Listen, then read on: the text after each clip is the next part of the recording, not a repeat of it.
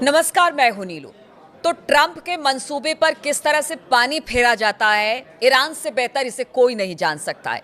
Iran पर हमले की तैयारी ट्रंप ने कर ली थी, लेकिन फिर ऐसा क्या हुआ कि ट्रंप को इस तैयारी को रोकना पड़ा, हमले को रोकना पड़ा।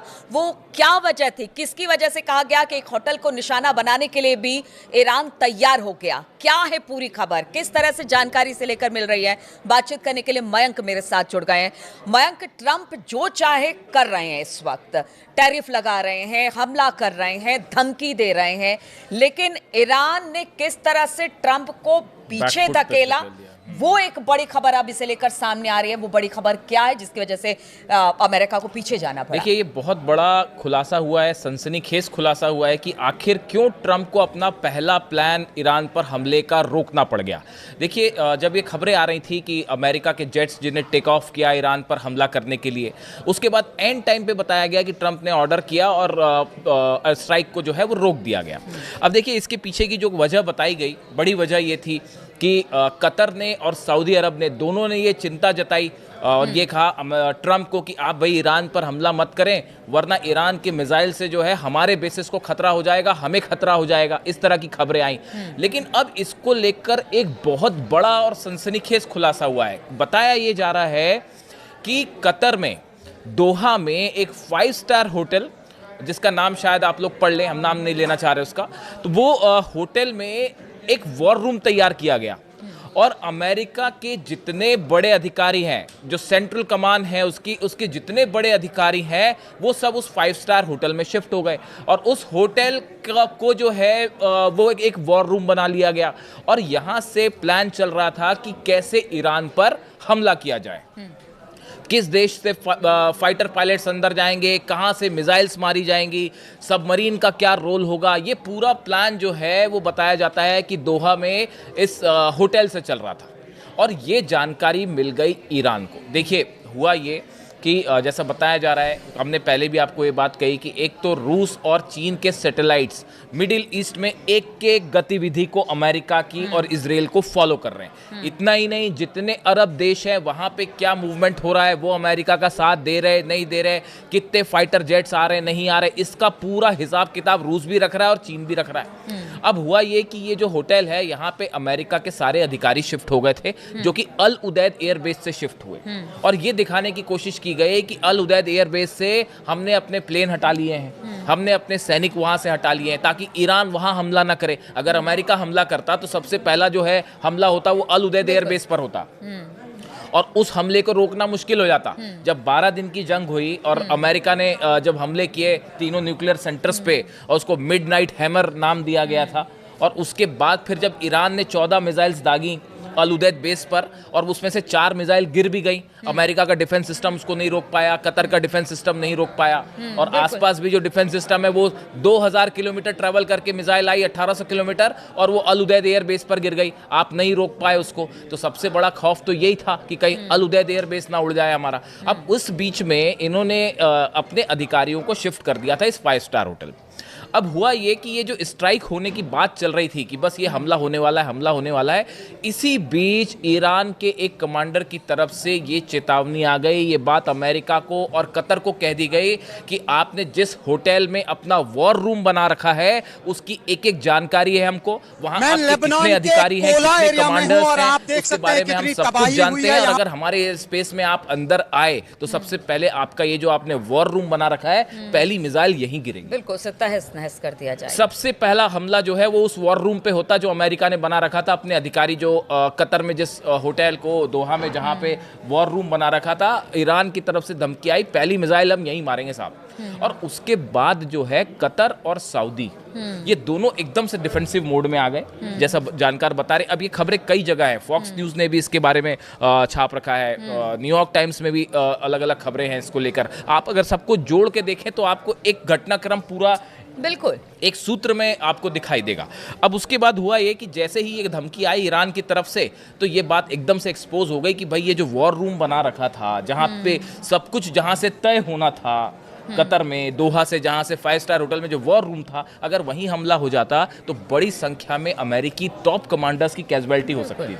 बड़े संख्या में अमेरिकी अधिकारी इसकी चपेट में आ जाते हैं। उसके बाद बताया ये गया कि जब ये धमकियां आई उसके बाद कतर की और सऊदी के बीच में एक बड़ी बैठक हुई और उस बैठक में ये बात कही गई कि भाई ये जो ईरान के तेवर दिख रहे हैं और जो इन्होंने बताया जा रहा है कि 500 से 600 खैबर मिसाइल्स तैनात कर रखी हैं, फतेह सीरीज की मिसाइल्स तैनात कर रखी हैं। ने भी पहले कह दिया था कि अभी समय नहीं है हमला करने का। देखिए पिछली बार जब हमला हुआ था अप्रत्याशित यानी अनप्रेडिक्टेबल था, अचानक से हमला हुआ, ईरान इसके लिए उस तरह से तैयार नहीं था। लेकिन इस बार तो ईरान ने कह दिया था कि हाँ कि अब देखिए ऐसा है कि अगर आप हमें टारगेट करेंगे तो आपको भी छोड़ा नहीं जाएगा, उसके लिए पूरी तैयारी। हाँ, ये बिल्कुल ठीक कहा आपने। ये ईरान की तरफ से साफ और क्लियर मैसेज था कि अगर हम पे हमला किया आपने तो इस बार हम लिमिटेड वॉर नहीं करेंगे। देखिए इस शब्द का इस्तेमाल जो है वो अगर आपने अली खामेनी साहब की लास्ट 2 स्पीच सुनी हो और ध्यान दिया हो इस बारे में, उनके कमांडर्स के बयान को आपने ध्यान से सुना हो, तो आप देखिए ये जो भाषण होते हैं इनके छोटे छोटे शब्द आपको पकड़ने पड़ते हैं।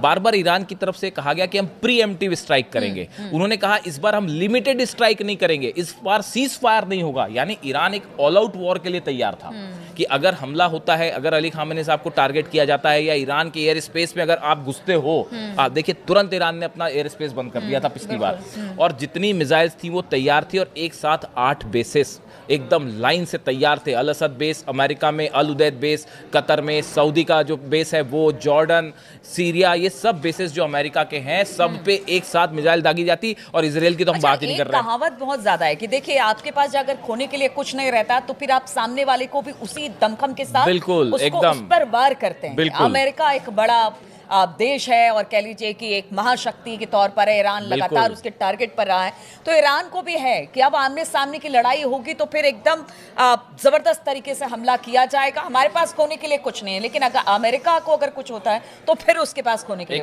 एकदम आपने ठीक कहा। यही वजह है, आप इतिहास उठा के देख लीजिए कब ऐसा हुआ कि अमेरिका को अपनी फोर्सेस वापस बुलानी पड़ गई इराक से। बताइए कब ऐसा हुआ? कभी इतिहास में हुआ ऐसा कि यहाँ ऑपरेशन होने जा रहा है ईरान पे, इराक से जो है अल असद बेस खाली करना पड़ गया? पहली बार हुआ ऐसा। अब देखिए अब ये घटनाक्रम पे आते हैं हम फिर से। अब ये जानकारी जैसी पता चला भाई इनको, अमेरिका और कतर को और सऊदी को समझ में आई ये बात कि भाई ये तो पूरी जानकारी इनके पास पहुंच चुकी है कि वॉर रूम का एक एक चीज इनके पास है। उसके बाद कतर और बताया जाता है कि सऊदी के बीच में एक बड़ी चर्चा हुई और उसमें ये तय किया गया, जिसके बाद क्राउन प्रिंस जो है मोहम्मद बिन सलमान, इनकी तरफ से अमेरिका को ये बात कही गई कि भाई देखिए आप हमारे एयर स्पेस का इस्तेमाल ना करें, आप हमारे बेसिस का इस्तेमाल ना करें। अगर आपने हमारे बेसिस का इस्तेमाल किया, जो बताया जा रहा है कि जो सऊदी की तरफ से मैसेज दिया गया कि अगर आपने ईरान पर हमला किया इस हालात में तो मिडिल ईस्ट में एक इतनी बड़ी जंग छिड़ जाएगी जो यहाँ सब कुछ तहस नहस कर देगी। और वो जब उसके बाद तो फिर ये थोड़ी ना देखा जाएगा कि सऊदी किसके साथ है और यूएई किसके साथ, जो अमेरिका के साथ वो सब ईरान के दुश्मन। और ईरान ने भी ये बात साफ साफ कह दी थी सऊदी को कि देखिए हम आप पे हमला नहीं करना चाह रहे, हम यूएई पे हमला नहीं करना चाह रहे, हम सीरिया, जॉर्डन, किसी भी कतर, कहीं हम हमला नहीं करना चाह रहे, लेकिन अगर आपने अमेरिका को अपना एयर स्पेस दिया, अपना बेस दिया, तो मजबूरन हम आपको हमला करना पड़ेगा और हम सोचेंगे नहीं इसमें। ये बात टॉप अधिकारियों की तरफ से ईरान के कह दी गई थी इन सब देशों को, अरब देशों। यहां से पलट गया खेल। यहां से सबसे पहले तो ये जो वॉर रूम वाली बात सामने आ गई कि भाई 5 स्टार होटल उड़ाने के लिए ईरान तैयार बैठा है, सब अमेरिकी अधिकारी जो है सीधा टारगेट पे आ गए सेंट्रल कमांड के, उनको फिर पहले वहां से खाली करवाया गया। बताया जाता है कि वो आनंद में जो 5 स्टार होटल में जहां पे वॉर रूम बना हुआ था सो कॉल्ड, उसको वहां से खाली करवाया गया। सब अधिकारी को वहां उल्टे पर भगाया गया कि भाई पहले आप ही खाली करिए वरना पता चला कि आप ही निशाने पे आ जाएं। वो खाली किए गए। सऊदी और कतर के बीच में बड़ी चर्चा हुई, ये कहा गया कि भैया आप जो है हमारे बेस का इस्तेमाल ना करें। उसके बाद फिर अमेरिका ने अपने प्लान बदले और ये हुआ कि फिर अब्राहम लिंकन जो एयरक्राफ्ट कैरियर है उसको बुलाया गया। उसके अलावा जो जॉर्ज डब्ल्यू बुश इनका एयरक्राफ्ट कैरियर है उसको भी डिप्लॉय किया गया। मेडिटेरियन सी की तरफ बढ़ रहे हैं और अगले 48 घंटे में दोनों पहुंच भी जाएंगे। यानी 48 घंटे बाद आप देखिएगा फिर से हालात इसमें जो है बदल सकते हैं। अब इसी बीच ट्रंप से पूछी गई ये बात, अब ये बात सब जगह लीक हो गई कि भाई ये तो हमले का प्लान था। ट्रंप से सवाल किया गया कि भाई आपने स्ट्राइक, आप कह रहे थे एक तो मदद आ रही है, मदद आपकी आई नहीं, आपने क्या प्लान बनाया था उसे चेंज क्यों किया, क्या कोई दबाव था? तो ट्रंप ने कहा कि नहीं, मेरे पे कोई दबाव नहीं था और मेरे पे सिर्फ अपना दबाव होता है, मैं खुद अपना फैसला लेता हूँ। इस तरह की बात इंटरनेशनल मीडिया में अगर मन का आ जाए तो लोग ये कह रहे हैं कि पीठ दिखाकर भाग गए ट्रंप। तो ये जो है बड़ा, ये बड़ा सेटबैक रहा। ये इससे एक ऐसा ओपिनियन, देखिए इससे मैसेज क्या गया, मैसेज इससे ये गया कि कि अमेरिका जैसा पावरफुल देश। अच्छा, ईरान में जिनको ये कहा जा रहा था, जिन प्रदर्शनकारियों को कि हमारी सेना पहुंच रही है, हमारी मदद, वो भी अपने आप को छला महसूस कर रहे हैं। बिल्कुल। अब ये देखिए, ये असल में ये कहानी सिर्फ इस बार की नहीं है। देखिए, ये जो पिछली बार इजराइल ने जो कतर पे हमले किए थे, दोहा में जो हमास के लीडर्स पर को टारगेट करते हुए जो हमले किए थे, वहां से अरब देशों को ये बात लगने लग गई थी कि ईरान जो कह रहा था वो सच कह रहा था, कि ये इजराइल जो है वो कभी भी आपको भी निशाना बना सकता है। ये बात बार बार ईरान की तरफ से अरब देशों को समझाई गई कि भाई इजराइल जो है वो आज हमसे जंग कर रहा है, कल को आपका भी नंबर आ सकता है। ये बात सबको कब महसूस हुई?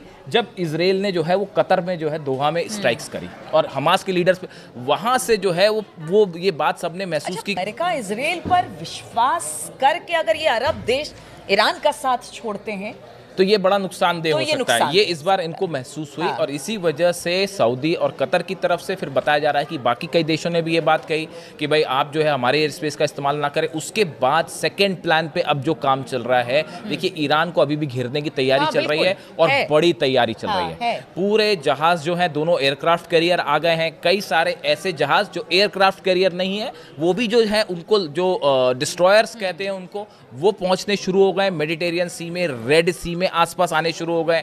और इसके अलावा बड़ी संख्या में सैनिकों को भेजना भी शुरू हो गया। हाँ, क्योंकि व्हाइट हाउस की तरफ से आदेश बयान आए थे कि देखिए हमले का विकल्प अभी भी खुला हुआ है। बिल्कुल बिल्कुल। तो ये जो बिल्डअप हो रहा है ईरान के चारों तरफ, ये बता रहा है कि अभी मामला जो है 48 घंटे बाद निकल के सामने आएगा कि क्या हो सकता है। और देखिए एक और बड़ी बात, इस बार ये सऊदी, कतर और बाकी जो देश हैं, इनकी तरफ से ये बात भी कही गई अमेरिका को कि पिछली बार के विरुद्ध इस बार जो है रशिया और चीन दोनों बड़ी मदद कर सकते हैं ईरान की। आप इसको वेनेजुएला ना समझें कि वेनेजुएला पर हमला किया और वो एक देश चूंकि मेनलैंड से दूर है, रशिया से, चाइना से, तो कोई मदद नहीं कर पाया। लेकिन ऐसा ईरान के साथ नहीं है, तो वेनेजुएला मत समझिए। और यहाँ से जो है ये जो 5 स्टार होटल में वॉर रूम बनाने वाली बात थी और जो ईरान के एजेंट्स को पता चल गई, ईरान की खुफिया एजेंसीज को पता चल गई, और वहाँ से जो है ये पूरा मामला पलटा और उसके बाद इन अधिकारियों को वहाँ से छोड़ना पड़ गया और यहाँ से पलट गया ट्रंप का पहला प्लान। तो देखिए पहला प्लान तो ट्रंप का पलट दिया ईरान ने, जिस तरह से हमले को लेकर लगातार प्लानिंग अमेरिका की हो रही थी।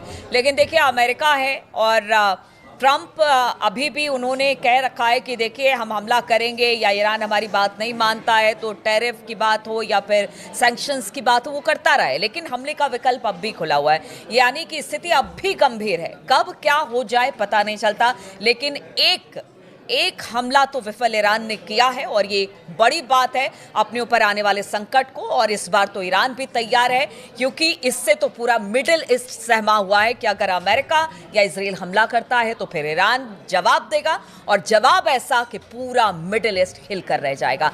चलिए, इस तरह की खबरों पर लगातार हमारी नजर बनी हुई है। तमाम अपडेट्स लेकर हम आपके पास आते रहेंगे। फिलहाल बहुत बहुत शुक्रिया आप सभी का हमारे साथ इस चर्चा में शामिल होने के लिए।